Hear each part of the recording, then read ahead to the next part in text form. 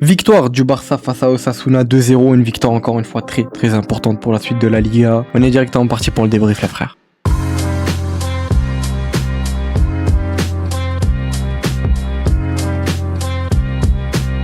Quel match honnêtement, un match qui a été quand même j'ai trouvé assez frustrant avec cette équipe d'Osasuna qui est venue nous poser un gigabus. Sincèrement je m'attendais pas à ce qu'ils nous posent un bus honnêtement. Je savais que c'était une équipe qui peut-être ne proposait pas le meilleur football de Liga, loin de là, mais d'ici à nous poser un bus à la Getafe Prime, je m'y attendais pas sincèrement. Du début jusqu'à la fin ça a été que ça honnêtement, ils essayaient de jouer un peu sur les contre-attaques et encore parce qu'ils avaient que leur Victor Munoz qui allait très vite. Boudimir il s'est fait pocket honnêtement, il a pas fait grand chose à part une frappe à un moment, mais bon Juan Garcia l'arrête, encore une fois un très très grand Juan Garcia, faut le souligner. Une victoire comme je l'ai dit très très importante pour la suite de la Liga. Actuellement on a 7 points d'avance sur le Real de Madrid, donc voilà, ça fait extrêmement plaisir. Après bien sûr faut attendre demain leur match et puis on verra bien ce qu'ils vont gagner ou pas, mais en tout cas voilà, on a quand même 7 points d'avance sur eux actuellement. Un match qui a totalement été maîtrisé de notre part, je crois qu'on finit le match avec 80% de possession. Enfin bref, cette équipe de Osasuna qui est venue vraiment juste poser un bus, essayer de défendre, essayer de gratter le match nul, c'est ce qu'ils ont essayé et ils ont failli réussir jusqu'à ce qu'arrive la 70e, 70e minute de jeu où Rafinha vient nous délivrer, j'ai envie de dire, avec cette frappe magnifique, avec au début de l'action Pedri bien évidemment, Pedri aussi qu'il faut en parler de Pedri qui nous sort un match encore une fois. Enfin c'est juste monumental. J'ai l'impression qu'à chaque vidéo je suis là, je parle de Pedri, le niveau que Pedri nous affiche c'est juste hors norme, hein, sincèrement. Il a un niveau juste extraordinaire, monumental. C'est que ça soit dans les retours défensifs, la création du jeu, il est là, il est jamais fatigué. Je ne sais combien de retours défensifs il a fait, alors qu'en vrai, quand t'es milieu, on sait très bien, des fois t'es fatigué, etc. Et lui, non, il faisait ses retours. Encore une fois, Pedri, très monumental. Lui qui est sorti par la suite, encore une fois, avec les supporters qui étaient là en train de l'acclamer, Pedri.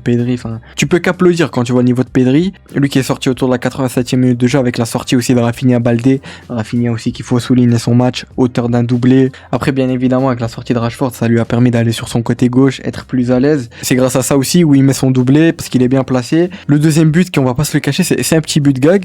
Après honnêtement on mérite ce but là parce que de tout le match je ne sais combien d'occasions on a raté, ou alors ça voulait pas rentrer. T'avais soit leur joueur qui contrait le ballon, soit ça allait au-dessus, soit leur gardien l'arrêtait. Mais ce deuxième but de Rafinha où Koundé arrive, te fait un centre là après cette passe de Yamal, il te fait un centre, je crois qu'il est dévié ou alors il est juste mauvais. Le ballon arrive sur leur joueur, il essaie de dégager, il fait une passe à Rafinha qui est totalement seul au deuxième poteau, il est pas hors jeu, de toute façon c'est lui qui lui fait la passe, il a plus qu'à la pousser au fond.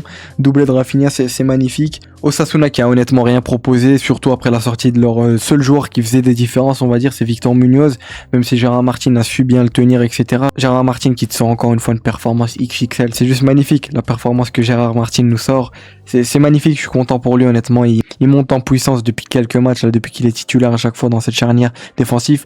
Je pense qu'on a peut-être trouvé le poste à Gérard Martin. Après je sais bien qu'il y a pas mal de gens qui disent que voilà en Liga, Gérard Martin en défense centrale ça passe, mais en Ligue des Champions ça deviendra limite. Honnêtement on verra bien ce match face à Francfort, il s'en sort quand même pas mal Gérard Martin, mais lui qui je surkiffe honnêtement, je pense qu'on kiffe tout. Gérard Martin il rentre dans nos cœurs petit à petit, je pense qu'il est même rentré dans nos cœurs honnêtement, moi il est rentré dans mon cœur, ce bon vieux Gérard qui nous sort que des performances masterclass, lui et Koubarsi qui jouent extrêmement bien ensemble.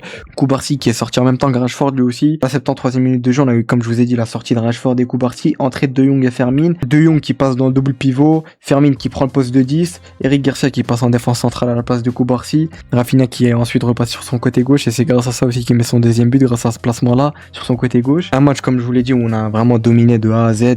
Après c'était très compliqué de se créer des occasions avec leur bloc bas, même si on s'est créé pas mal d'occasions sincèrement, alors qu'ils nous avaient posé un bus, honnêtement, plus qu'un bus même, parce que t'avais que Boudimir qui restait en attaque et encore, parce que des fois il était lui aussi, il descendait, donc bon c'était, voilà, ils sont venus pour tout sauf jouer au football, ils sont venus gratter le match nul ou peut-être une petite victoire sur un petit but gag, un truc comme ça.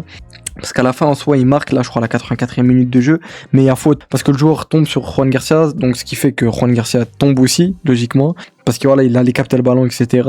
Même si avant de faire le débrief sur Twitter j'ai vu pas mal de petits comptes, on va pas dire des comptes de quelle équipe bien évidemment, mais qui disaient qu'à ce qui paraît il y a faute sur le joueur parce qu'Eric Garcia le fait trébucher ou je ne sais quoi. Je pense qu'ils inventent des fautes, je pense qu'ils jouent aussi peut-être la carte de la folie comme ils voient qu'il y a 7 points, demain c'est chaud pour eux vu leur situation, mais bon. Parce que ouais il marque après qu'il relâche le ballon, même s'il se relève et il essaie de replonger, mais il marque, mais bien évidemment il y a faute, ce qui est clair et logique. Voilà, il y a clairement faute, mais faut quand même se dire qu'on finit la première mi-temps à 0-0, alors qu'on avait mis un but qui a été refusé par hors-jeu. Ce fameux but où Rafinha a le ballon, il l'a donné à Rashford. Rashford qui te fait un magnifique lob sur Ferran qui te met la tête. Mais moi au début je pensais qu'il y avait hors-jeu, enfin que Ferran était hors-jeu. Le but est accordé, etc. Il célèbre Ferran, etc. Il fait encore chute. Enfin bref, fait sa petite célébration Ferran. Et après je vois l'arbitre encore parler avec la VAR. Je me dis peut-être que Ferran est en position d'hors-jeu. Quand on revoit le ralenti, on voit qu'il y a clairement pas d'hors-jeu. Je sais plus quel joueur d'Osasuna couvrait, mais je crois que c'est Budimir. Enfin bref. Ensuite le but a été refusé. Je me suis dit mais ouais, comment c'est possible? Et c'est un hors-jeu de Rafinha du bout du pied là, au début de l'action où il joue le corner à deux là en combinaison Rafinha Yamal. Et c'est de là où vient l'hors-jeu. Un hors-jeu assez bête, assez gag, j'ai envie de dire. Ça, c'est le genre d'hors-jeu qui arrive sur FIFA. Pour ceux qui jouent à FIFA, vous le savez très bien. Quand tu essaies de jouer un 1-2 comme ça, directement, il y a l'hors-jeu. Et ben, c'est ce qui s'est passé là. Un hors-jeu vraiment du bout du pied de Rafinha, c'est dommage. Parce que le but était très beau. Sincèrement, Rafinha qui a bien éliminé les joueurs, même s'il aurait pu tirer, il donne à Rashford. Rashford qui te fait un lob magnifique. Rashford, lui aussi, qui a vraiment fait un très bon match. J'ai énormément aimé le match de Rashford. Balde, pareil. Même si Balde, je m'attendais à mieux de sa part. Surtout à un moment donné, là, une contre-attaque après un corner de notre part où Victor Munoz il part en contre-attaque là, il doit rattraper Victor Munoz. Après il va très très vite Victor Munoz parce qu'il nous a fait pas mal de mal à des moments. Les commentateurs espagnols DAZN ils l'appelaient la moto parce que moi je regarde sur DAZN espagnol, enfin bref. Mais c'est vrai que le frérot c'est une moto, c'est un T-Max ce que vous voulez, il allait très très vite. C'est vraiment de lui où venait le peu de danger qu'il y avait dans cette équipe de Sasuna. Mais ouais, Balde, je m'attendais quand même à ce qu'il rattrape, mais il l'a pas rattrapé. Heureusement que il tire à côté, Victor Munoz. Ensuite, après, quand il est sorti, il y a plus vraiment de danger de la part de cette équipe d'Osasuna qui encaissait beaucoup. Et jusqu'à ce qu'arrive, comme je vous l'ai dit, le but de Rafinha qui nous délivre. Parce que, honnêtement, j'avais peur qu'on fasse match nul alors qu'on les dominait. Ouais, on avait je ne sais combien d'occasions pour ouvrir le score, mais on n'arrivait pas. Mais c'est même pas qu'on n'arrivait pas à ouvrir le score, mais c'est juste que t'avais soit un joueur à eux qui contrait le ballon, soit le gardien qui allait la chercher. C'était horrible. Je sais pas vous, mais en tout cas, ce match-là m'a beaucoup frustré. Cette équipe d'Osasuna, je me suis dit wesh, allez s'il vous plaît, je sais très bien que c'est pas l'équipe qui va jouer à un football de malade, mais ils nous ont posé un 5-4-1, c'était quasiment un 9-1, et c'était un 9-1 la tactique. Ils étaient 6 à des moments en défense, enfin ils nous ont posé the bus, le bus, ils nous ont vraiment posé le bus. En tout cas une victoire qui est très très largement méritée, avec un niveau de l'équipe dans la globalité, il a été très très bon. Eric Garcia encore une fois, magnifique, je ne sais combien de retours défensifs il a fait lui et Pedri dans ce double pivot qui jouait extrêmement bien ensemble. Pour parler aussi de la compo qu'on a eu, compo qui quand elle est sortie, j'étais hype honnêtement de mon côté de voir Rashford, Rafinha, Yamal et Ferran en attaque. Honnêtement ça a pas mal joué. Après on n'a pas pu réellement voir le niveau de cette attaque parce que comme je vous l'ai dit c'était très compliqué de se procurer des occasions avec leur bus. Mais sinon dans la globalité la compo on s'y attendait, je l'avais un peu prédit dans l'avant-match, même si moi j'avais mis Frenkie de Jong titulaire et je pensais qu'il allait revenir dans le 11 de titulaire. Mais après voilà ça m'étonne pas trop qu'il soit sur le banc, c'est assez compréhensible, c'est juste la méritocratie comme je vous l'ai dit. Pour moi Eric Garcia ne pouvait pas commencer sur le banc, un Gérard Martin pareil, surtout quand tu vois encore une fois le match qu'il nous fait, il nous facilite à la relance à ce qu'on veut, il nous facilite Gérard Martin. Donc Eric Garcia te fait encore une fois un gros match dans ce double pivot, dans ce milieu là. Koundé qui revient très très bien depuis quelques matchs, là ça fait extrêmement plaisir. Lui qui a fait un très bon match comme je vous l'ai dit, comme l'ensemble de l'effectif, il était là, il faisait beaucoup plus de montées offensives, comme il voyait qu'il y a mal, ils étaient 2-3 des fois sur lui, donc il profitait de prendre l'espace quand ils étaient beaucoup sur Yamal. Yamal qui finit homme du match, même si honnêtement c'est assez discutable, je l'aurais peut-être plus donné à un Rafinha ou à un Pedri, même si Yamal fait un bon match, on va pas se le cacher, même si certains, je crois qu'il y a encore eu des critiques un peu envers Yamal où je pense que les gens se plaignent juste parce qu'il stat pas, j'ai l'impression, alors qu'il fait un très bon match sans stat ni rien, il est là, il percutait, enfin c'est du Yamal. Après bien sûr à des moments j'avais l'impression il forçait un peu, il allait un peu trop vers l'avant alors qu'il pouvait revenir, mais lui et Rafinha qui jouaient très bien ensemble, ils faisaient leur transversal etc, ils ont même fait leur célébration là, la photo là, elle a tellement d'aura, je pense que vous l'avez vu. Mais voilà, trophée d'homme du match qui peut-être j'aurais donné plus à un Pedri qui a fait un match monumental ou à un Rafinha qui est auteur d'un doublé.